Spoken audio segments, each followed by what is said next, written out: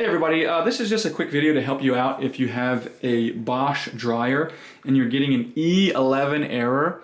So what is this error and how can you get rid of it?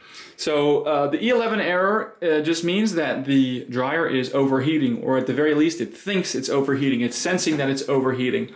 And the number one way to fix this, and especially the number one way to fix it where you don't need to have a technician out or anything like that, is just to make sure that the dryer is getting proper airflow all the way through the ventilation and exhaust.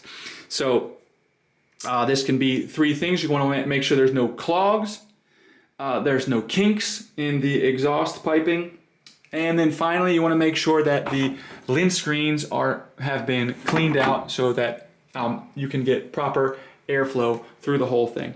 So, and that should get rid of the error. If it's not that, it might be a sensor or something else like that, and then you're probably going to need to have a technician come out and look at it. But by fixing the airflow issue, you should be able to fix 95% of the overheating issues on the dryer. So anyways, I hope this video helped you. Thanks a lot for watching. Have a great day.